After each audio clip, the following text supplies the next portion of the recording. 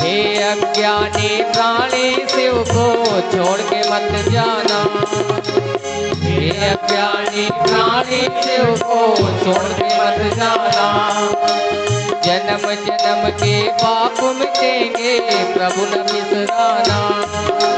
जन्म जन्म के पाप मिटेंगे प्रभु न बिसराना।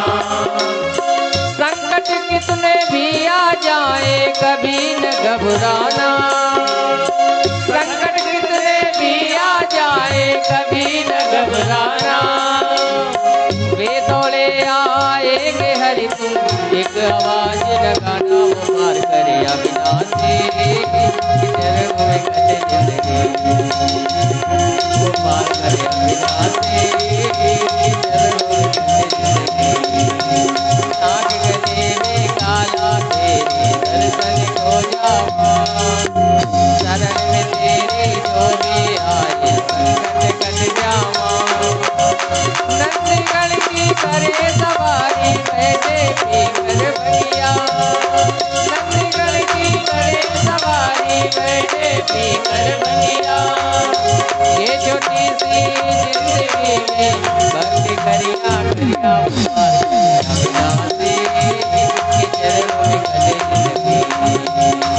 वो पार करे अविनाशी चरणों में कटे जिंदगी। वो पार करे अविनाशी के चरणों में कटे जिंदगी। बोले शंकर भगवान की जय हो। बोले गौरे शंकर भगवान की जय जय। जिसके हाथ नीचे वही नरक में, इसलिए बोले शंकर भगवान की। सबको डराना पड़ता है वही थोड़ा थोड़ा। ब्राह्मणा मम यत्कर्म समुद्दिष्टम सनातनम तद्दिहैव करिष्यामि मुनीनाम सन्निधो विधे। एक राजा की एक बेटी थी, बड़ी सुंदर। घर में सफाई करने वाला एक व्यक्ति आता था और उसने एक बार बेटी को देखा। उसके रूप को देख करके मोहित हो गया। लेकिन ये राजा के लिए बड़ी लज्जा की बात थी।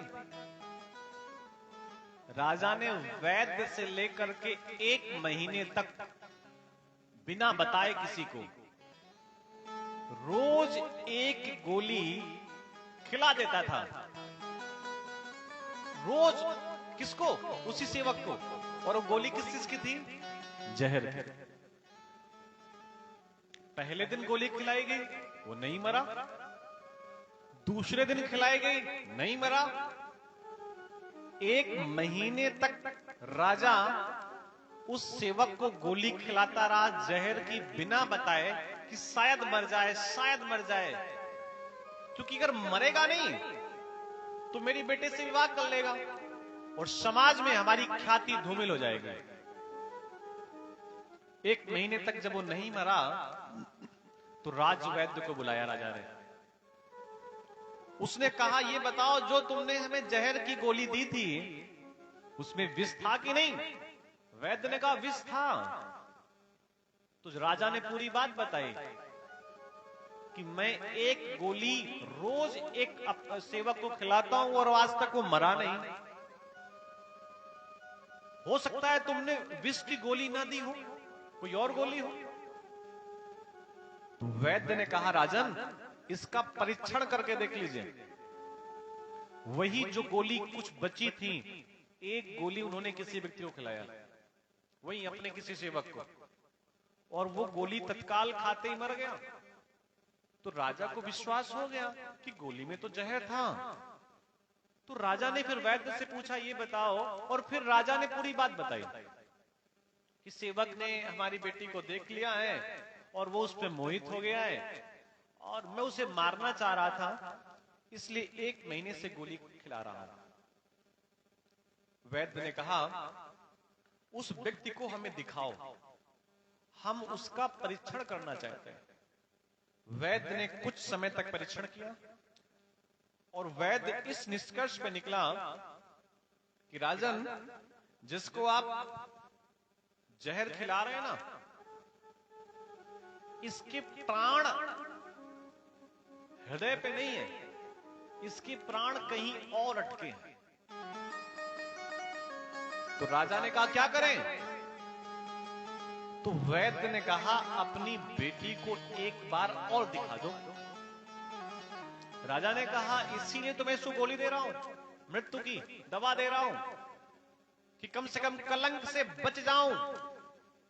वैद्य ने कहा अगर कलंक से बचना चाहते हैं तो एक बार अपनी बेटी को दोबारा फिर दिखा दो सेवक को, और ये मर जाएगा, क्योंकि इसके प्राण, इसकी चेतना आपकी बेटी पे अटकी हुई है।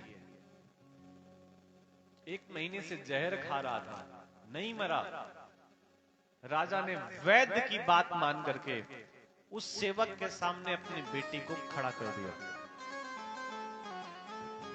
और जैसे ही उस सेवक ने राजा की बेटी को देखा, उस सेवक के प्राण तत्काल निकल गए। ये कथा पता है क्यों कही है? क्योंकि काम के 5 बाण हैं, हर्षण, रोचन, मोहन, शोषण और मारण। तो अगर काम किसी पे अपने बाण चला दे तो भैया व्यक्ति की मृत्यु भी हो सकती है। ये कथा अभी हमने आपको तत्काल में सुनाई, हमने किसी संत महात्मा से सुनी थी। तो काम इतना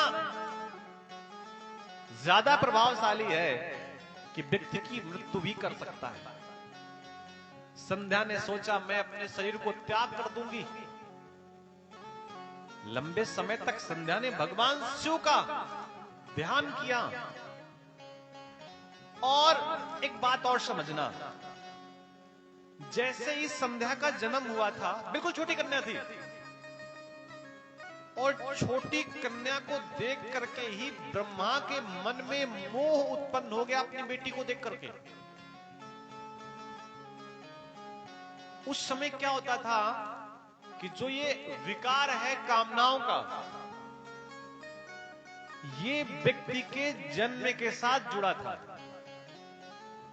मतलब जैसे ही बच्चों का जन्म होता था, उसी समय कामनाएं जागृत हो जाती थी, उसी समय तत्काल।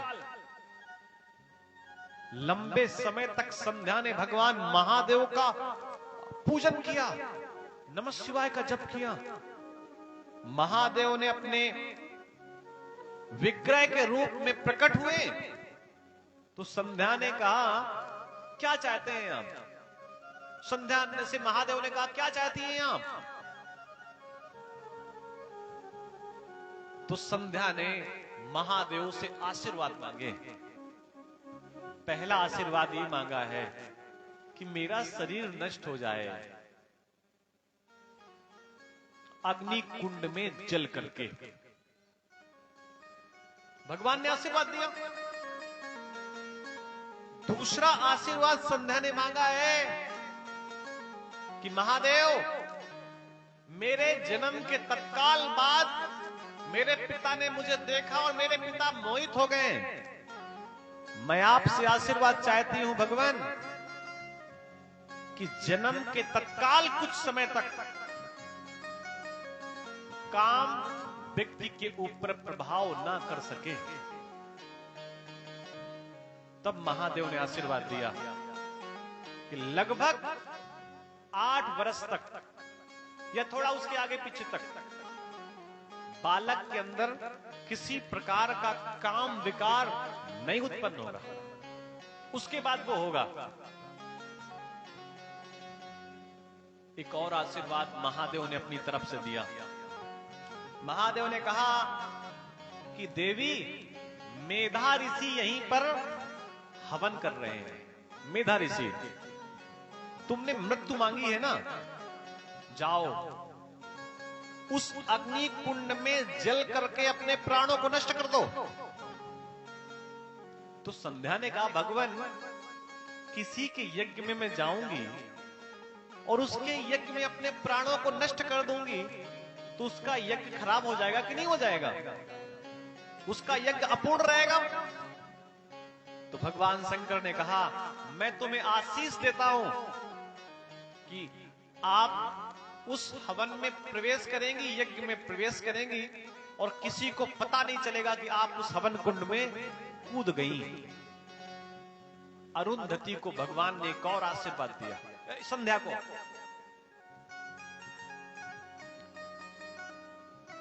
कि अगला जन्म जब आपका होगा तो आपका नाम अरुंधति होगा और आपका विवाह ऐसे ऋषि के साथ होगा जिस ऋषि के मन में किसी प्रकार की कामना नहीं होगी। और यही संध्या आगे चल करके भगवान राम की गुरु माता बनी है, अरुंधति। और विवाह किसके साथ हुआ है? वशिष्ठ जी के साथ। भगवान महादेव ने एक बात और कही कि देवी संध्या, जब तू अरुंधति बनेगी और तुझे कोई भी गलत दृष्टि से देखेगा, तत्काल वो जल करके वहीं पर राख हो जाएगा। समझिए, भगवान महादेव आशीर्वाद दे सकते हैं कि आप आशीर्वाद दिया कि संध्या अग्निकुंड में गई और किसी के यज्ञ को नष्ट करने का श्राप भी संध्या को नहीं लगा। और इस संध्या के समय, समझना बात को, इस संध्या के समय जो परमात्मा का ध्यान करता है, महादेव की अपार कृपा उस व्यक्ति पर बरसती रहती है। जय हो। संध्या का मतलब सुबह संध्या, शाम को संध्या, मध्याह्न संध्या। रामलीला में आप जब देखते हैं तो राम लखन जो संध्या करने जाते हैं वो यही संध्या है, वो इसी समय पूजन करने जाते हैं। तो भैया संध्या का अपना एक विशेष महत्व है और हम सबको संध्या करनी चाहिए। अगर ब्राह्मण है तो नहीं 3 समय तो एक समय संध्या करनी चाहिए। अगर क्षत्रिय हैं तो भी संध्या करनी चाहिए, वैश्य हैं तो भी संध्या करनी चाहिए, और कनिष्ठ हैं तो भी संध्या करनी चाहिए, स्त्री हैं तो भी संध्या करनी चाहिए। लेकिन सबकी संध्या करने का अलग अलग मंत्र और स्थितियां बताई गई हैं, सबके लिए अलग अलग है। ऐसा नहीं कि आप क्षत्रिय हैं तो आप ब्राह्मण की संध्या करेंगे, नहीं। क्षत्रिय की संध्या अलग है। क्षत्रिय है तो किस मंत्र से महादेव को प्रसन्न करेगा, इसका मंत्र अलग है। वैश्य महादेव को किस मंत्र से प्रसन्न करेगा, उसका मंत्र अलग है। गायत्री एक नहीं होती, गायत्रियां अनेक हैं। ब्राह्मण के लिए गायत्री अलग है, क्षत्रिय के लिए अलग है, वैश्य के लिए अलग है और कनिष्ठ वर्ण के लिए अलग है। और किस गायत्री में किस मंत्र का कैसे उपयोग करना है, ये हमारे आचार्य लोग बहुत अच्छे से जानते हैं। लेकिन अगर कोई किसी को गायत्री का प्राप्त नहीं हुआ है तो नमः शिवाय का जप तो चलते फिरते कर सकता है, इसमें किसी प्रकार का दोष नहीं है। शिवाय नमः ऐसा माताओं को जप करना चाहिए। नमः शिवाय का जप कोई भी कर सकता है, लेकिन जो जनेऊ पहनता है उसको ओम नमः शिवाय का जप करने का अधिकार है। और भैया इसके परिणाम हैं, निश्चित हैं। और भगवान महादेव को प्रसन्न बड़ी आसानी से किया जा सकता है, इसमें किसी प्रकार का कोई संदेह नहीं है। कथा आती है कि दक्ष ने लंबे समय तक जगदम्बा का पूजन किया है। देखिए, सती का जन्म ऐसे ही दक्ष के यहां नहीं हुआ है। दक्ष ने लंबे समय तक शक्ति का जप किया है। ब्राह्मण शंभुवरम प्राज्ञा सम्य गुप्तम त्वयानगा शिवा शिव चरित्रम चा पावितम जन्मे हितम। ये शिव जी का चरित्र जो है ये राम कथा में है, लेकिन बहुत कम लाइनों पे है। लेकिन यहां शिव पुराण में शिव जी का चरित्र, सती का चरित्र बड़ा विस्तार से है। लंबे समय तक दक्ष ने जगदम्बा को प्रसन्न किया। या देवी सर्वभूतेषु मात्र रूपेण संस्थिता नमस्तस्यै नमस्तस्यै नमस्तस्यै नमो नमः। या देवी सर्वभूतेषु शक्ति रूपेण संस्थिता नमस्तस्यै नमस्तस्यै नमस्तस्यै नमो नमः। दुर्गा प्रसन्न हो गई अष्टभुजाओं के रूप में, और जगदम्बा ने कहा क्या चाहिए?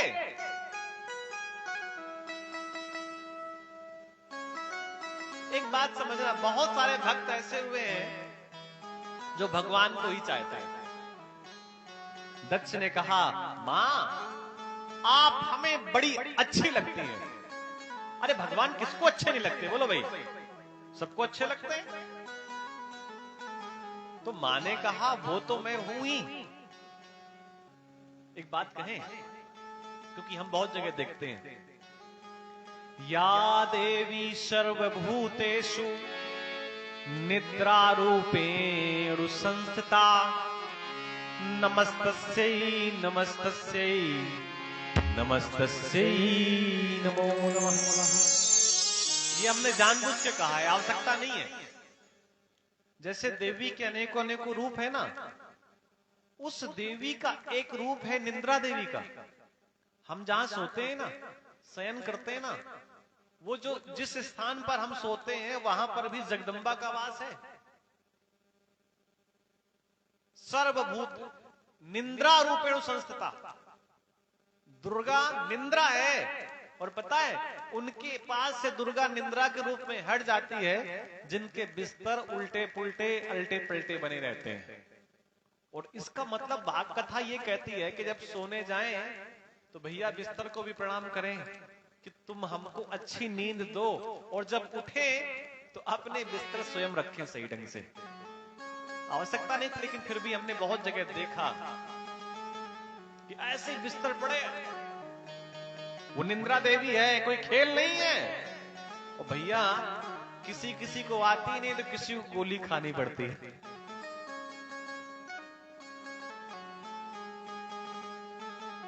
आप मां मुझे बहुत प्रिय हैं। अरे तो बताइए चाहते क्या हैं हम?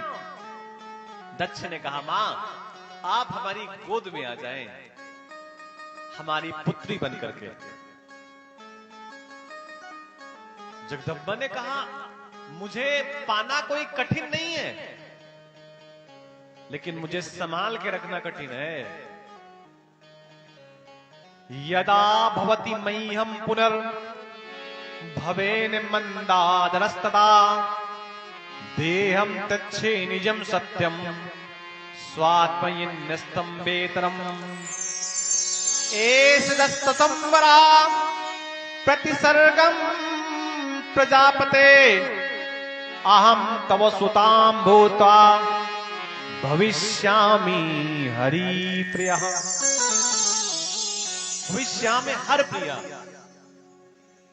जगदम्बा ने कहा पुत्र दक्ष मैं तुम्हारी गोद में तुम्हारी पुत्री बनकर के, बेटी बनकर के खेल सकती हूं, लेकिन एक शर्त है। क्या? वो शर्त यह है कि जिस दिन आप मेरा अपमान कर देंगे, जिस समय आप मेरा अपमान कर देंगे, उसी समय मैं इस शरीर, आपकी जो बेटी का शरीर है, उसको छोड़ करके चली जाऊंगी। आपने अगर एक बार भी मेरा अपमान कर दिया याद रखना। एक बार नारायण ने भी व्यंग भाव से लक्ष्मी का अपमान हो गया था और लक्ष्मी छोड़ करके चली गई नारायण को। एक बार भी अगर आपने मेरा अपमान कर दिया मैं छोड़ करके चली जाऊंगी। दक्ष ने कहा कोई बात नहीं भगवान, कुछ कोई बात नहीं माता श्री, हम प्रयास करेंगे कि आपका अपमान हम ना करें। ब्रह्मा जी की इच्छा से दक्ष के यहां 60 कन्याओं का जन्म हुआ। एक दो नहीं, 60 कन्याओं का। कुछ लोग कहते हैं कि दक्ष की जो सती बेटी है, इसमें लिखा है ऐसा शिव पुराण में, कुछ लोग कहते हैं सबसे बड़ी थी, कुछ लोग कहते हैं सबसे छोटी थी, और कुछ लोग मध्य की मानते हैं कि 20 की कन्या थी। लेकिन शास्त्र ये कहता है कि ये तीनों बातें सही हैं। अलग अलग कल्पों में अलग अलग सती का जन्म हुआ है। अब ये अलग अलग कल्पों वाली बात समझ में नहीं आती। ऐसे समझिए, जो हमारे पिता हैं वो कितनी बार हमारे बेटे बन चुके हैं, और हमारे बेटे कितनी बार हमारे पिता बन चुके हैं, इस बात का तो सबको अनुमान है। ठीक उसी प्रकार जैसे हम राम की कथा सुनते हैं ना, तो राम का जन्म एक बार नहीं, इस धरती पर कई बार हो चुका है, लेकिन हमको केवल एक कथा पता है। कितनी बार भगवान शिव का यहां प्रकट हुआ है। दक्ष की 60 कन्याओं में से शिवा बनी दक्ष की पुत्री, और बड़ी विनती के बाद भगवान महादेव विवाह के लिए तैयार हुए, सती के साथ विवाह करने के लिए। सती के साथ महादेव का बड़ा सुंदर विवाह हुआ। कथा बहुत विस्तार से है। और सती के साथ स्वयं उनके पति महादेव कथा सुनने गए कुंभज ऋषि के पास। नारद जी ने जो श्राप दिया था ना कि आप भगवान को कि आपका बिलगाव होगा, आप सीता का विलाप करते हुए घूमेंगे। कथा सुनकर के महादेव की पत्नी जब आई, और कथा सुनने कैसी गई है, जब कथा सुन रही है ना, तो भगवान भी बड़ी लीला करते हैं। कथा सुनाने वाला ऊंचे आसन पे बैठता है और कथा सुनने वाला नीचे आसन पे बैठता है। यहां जब भगवान महादेव अपनी पत्नी के साथ कथा सुनने गए हैं, तो जो कथा सुनाने वाला है ये जानता है कि भगवान है, और भगवान के ऊंचे आसन पर मैं बैठूंगा धरती का व्यक्ति। तो वहां लीला उल्टी हुई। उल्टी ये हुई कि महादेव ऊंचे आसन पे बैठे हैं और कथा सुनाने वाला नीचे आसन पे बैठा है। भाई जो कथा सुनने वाला उसको पता ही नहीं कि ऊंचा नीचा क्या, वो तो राम की कथा सुनने गए हैं। और सती को यहीं से भ्रम हो गया कि लगता है कथावाचक झूठी कथाएं सुना रहा है, क्योंकि जो कथा सुना रहा है वो नीचे बैठा है, सुनने वाला ऊपर बैठा है। सती को गुरु के प्रति तो श्रद्धा है ही नहीं, और पति के प्रति बिल्कुल भी नहीं है। गुरु के प्रति श्रद्धा ही नहीं है और पति के प्रति बिल्कुल भी नहीं है। उसी समय राम जी अपनी लीला पे हैं। वो सीता की खोज में तड़प रहे हैं। कभी तो राम जी किसी पेड़ पर लिपट कर कहते हैं, अरे सीता तू मुझे छोड़ करके क्यों चली गई। और कभी राम तो लखन के लिपट जाते हैं और कहते हैं तू इतनी देर तक मुझसे कहां रही, कहां चली गई थी मुझे छोड़ करके।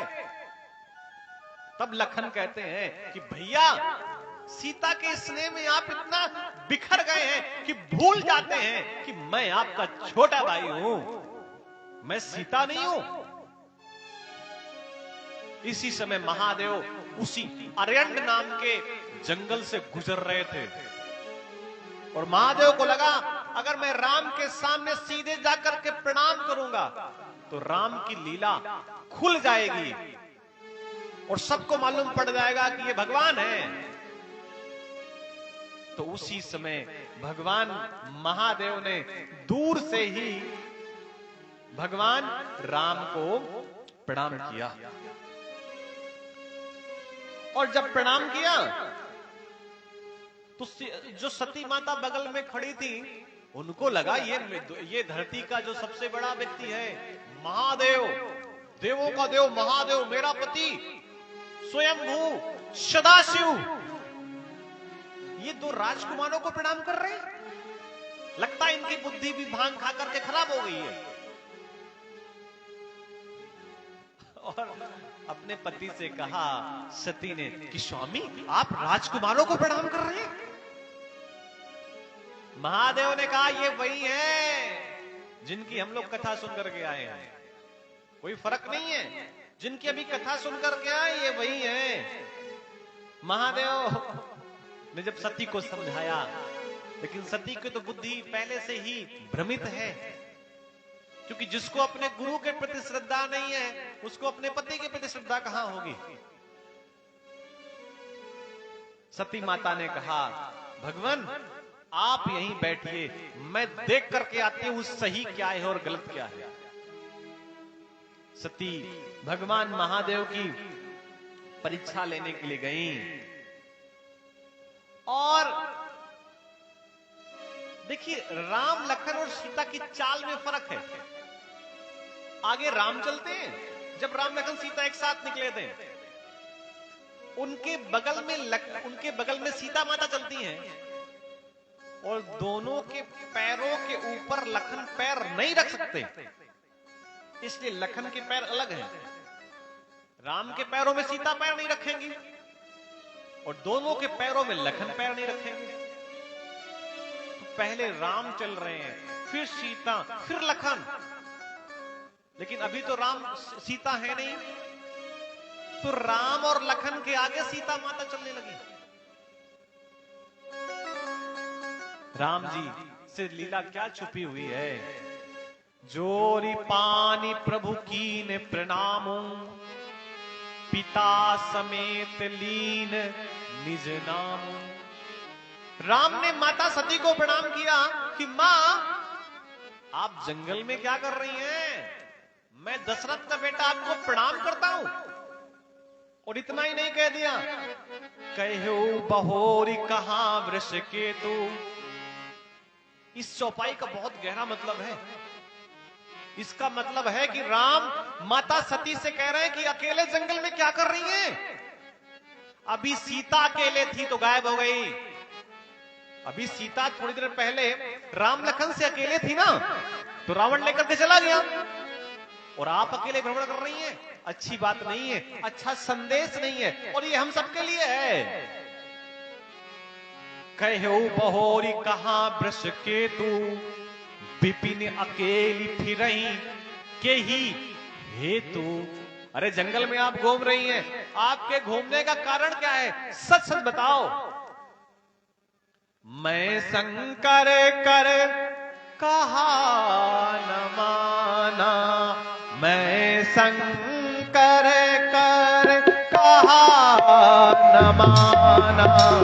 निज अज्ञान राम पर आना, निज अज्ञान राम पर। जाई उतरू अब देखो कहाँ, जाई उतर अब देखो कहाँ। उरे उपजा अति दारुण दाह, उरे उपजा अति दारुण दाह। जाना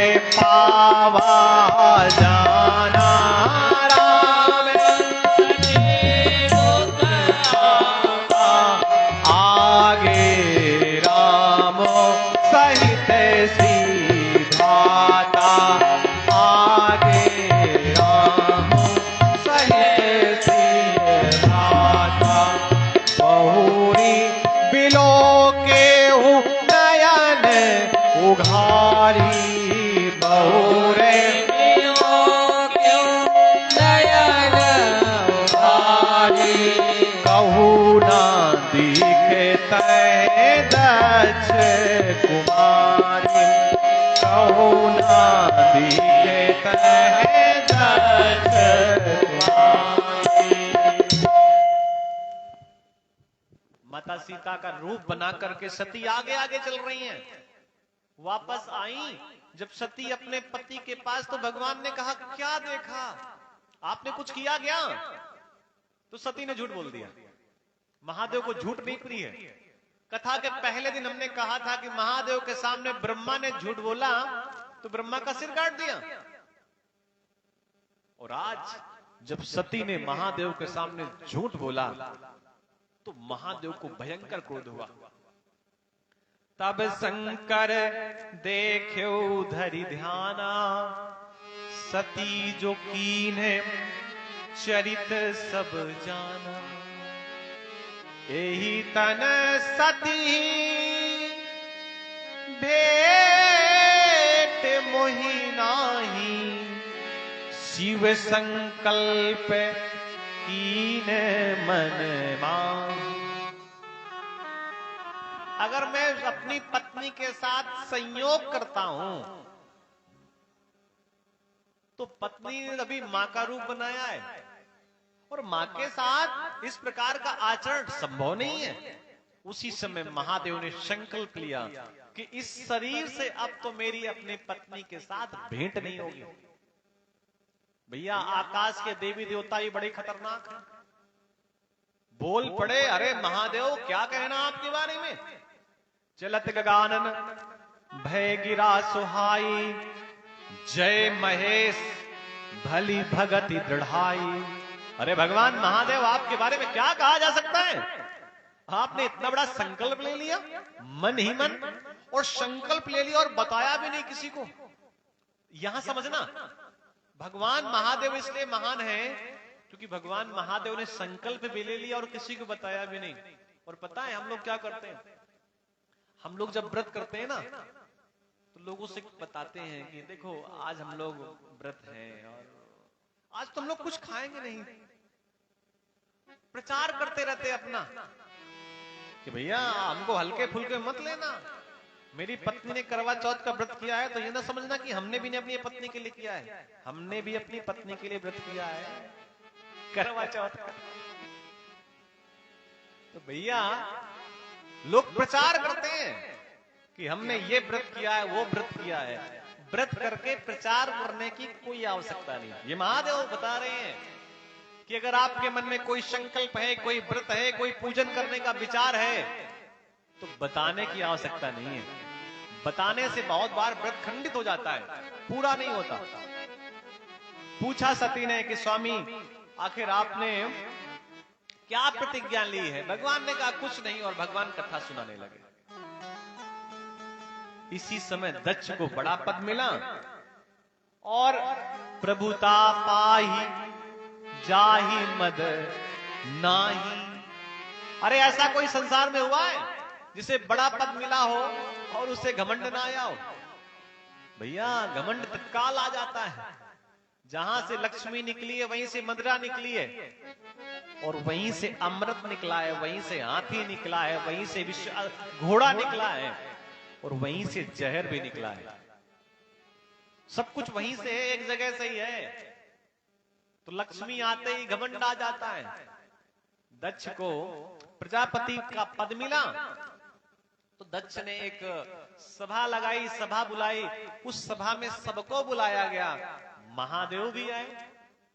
लेकिन एक नियम है कि कुछ लोग ये सोचते हैं कि हम तब जाएं जब वहां पर बहुत सारे लोग आ गए हों। देखिए जैसे हम लोग कथा यहां सुनाएं या कहीं भी सुनाएं, यहां तो व्यवस्था है कि भैया भी पहले समय देते हैं कथा में, नहीं बाकी सब जगह तो भैया नहीं रहते। लेकिन हम लोगों का जो कथा सुनाने का समय है हम उसी समय बैठ जाते हैं। एक श्रोता हो या दो हो, वो चाहे अकेले साउंड वाला बैठा हो सेट करने के लिए, क्योंकि उसके कारण कहीं ना कहीं कोई न कोई तो कथा सुन रहा होगा। तो हम लोग अपने समय से प्रयास करते बैठ जाते हैं, और कथा के समय में कल से परिवर्तन हो जाएगा। हम जो 2:30 बजे आते हैं तो हम 2 बजे आ जाएंगे। भैया लोग 15-20 मिनट पहले और आ जाएंगे, क्योंकि माताओं को जाने में थोड़ा सा समस्या होती है। और और थोड़ा आज व्यतिक्रम समय से हमें आना भी था कि हम 2 बजे तक आ जाते, लेकिन बीच में थोड़ा सा अव्यवस्था हो गई तो उसमें समय नष्ट हो गया, पौन घंटा लगभग। और तत्काल भैया के बैठने के बाद हम भी आ जाते तो अच्छा नहीं लगता है, इसलिए समय की मर्यादा का पालन हम करते हैं। 5:30 तक हम लोग आरती प्रारंभ कर देंगे, आधे घंटे कथा पे अभी रहेंगे, भी समय अपने पास पर्याप्त है। नहीं को वस जन्मा जग माही, प्रभुता पाई जाहि मन नाही। पद मिला, पहले तो दक्ष थे लेकिन प्रजा का श्रेष्ठ पद मिल गया और दक्ष प्रजापति बन गए। दक्ष प्रजापति बने, सबको निमंत्रण दिया, सब लोग आए, उसमें महादेव भी आए और दक्ष आए बाद में। तो सभी ने तो खड़े होकर के दक्ष को प्रणाम किया, नमस्कार किया, लेकिन महादेव तो आंख बंद करके बैठे हैं, वो तो ध्यान पे है, जप में है, चिंतन में है। दक्ष को ये बात बुरी लग गई कि मेरा बेटा होकर के मुझे प्रणाम नहीं करता। जब सती उनकी बेटी नहीं थी तब तो तपस्या कर रहा था कि आप मेरी बेटी बन जाओ, और अपने जमाई को अपना बेटा कह रहा है, अच्छी बात है, कहना चाहिए, लेकिन भैया वो सबके पिता हैं, परम पिता हैं, वो ब्रह्मा के भी पिता हैं, वो विष्णु के भी पिता हैं, उनका नाम सदाशिव है। सदाशिव का मतलब जो बहुत पहले से है, और भैया भगवान शिव का एक और नाम है, आपको जानकारी होगी, उसका नाम है स्वयं गवाह। अगर कहीं पर कोई गवाही दी जाए कि तुम्हारा जन्म कब से है, तो उसके गवाह भी स्वयं शिव हैं। विष्णु गवाह नहीं है, ब्रह्मा गवाह नहीं है, अपनी भी गवाही देते हैं कि मैं तब से हूं जब से सूरज चांद सितारे हैं। ये भगवान महादेव की बात है। और अपने जंगलेश्वर हैं भगवान, इनके बारे में भी किसी को नहीं पता है कब से हैं, वो तो वो तिथि पता है जब से हमने उनको देखा है, उसके पहले कब से थे, कितने साल पहले थे, कोई नहीं पता। लेकिन हाँ, अगर कोई कहे कि एक बताओ कि कब से आप जानते हैं, तो जब से हमने देखा तब से जानते हैं बस। नदी हमारे लिए नहीं हो सकती है, लेकिन नदी नहीं है ये नहीं कहा जा सकता, नहीं तो पता नदी तो कितनी पुरानी है। शिव हमारे लिए नए हो सकते हैं, लेकिन शिव कितने पुराने हैं, कोई सीमा नहीं है।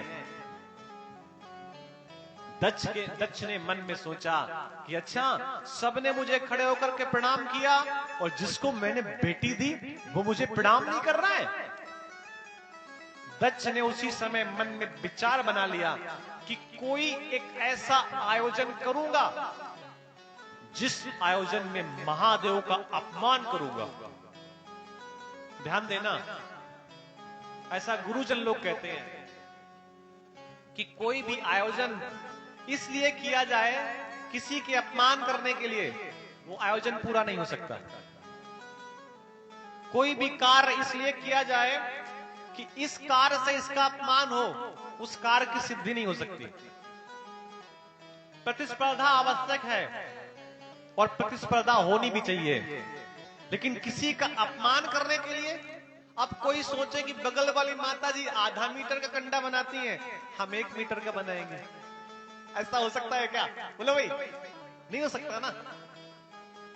अगर अहंकार बस कोई काम किया जाएगा पूरा नहीं होगा, लेकिन प्रेम बस कोई काम किया जाएगा कि नहीं वो आगे बढ़ रहे हैं मैं भी आगे बढ़ूंगा। अगर वो पढ़ाई लिखाई करके उन्नति कर सकते हैं तो मैं भी पढ़ाई लिखाई करूंगा, ये बुराई नहीं है, लेकिन उसकी टांग खींच करके आगे बढ़ूंगा ये गलत बात है। और ये महादेव को बिल्कुल भी प्रिय नहीं है। इसलिए मन में भाव हो कि इस साल इस प्रकार उत्सव कर रहे हैं, अगले साल और अच्छे से उत्सव करेंगे, और निरंतर उत्सव का क्रम बढ़ता ही रहे, ऐसी परमात्मा हमें बुद्धि भी दे और धन भी दे, ताकि धन की कमी महसूस ना होने पाए। क्योंकि कुछ भी करना है धन की आवश्यकता है। और भैया हमारे एक भैया पीछे बैठे हैं आज कुबेर बनके। कुबेर बनके किस लिए बैठे हैं कि बहुत लोगों का मन है यहाँ पे कि कथा में सहयोग किया जाए और हमारी भी कुछ आहुति लगे, तो उसके लिए भैया पीछे बैठे हैं। समय से आप अपनी आहुति उनके पास पहुंचा सकते हैं।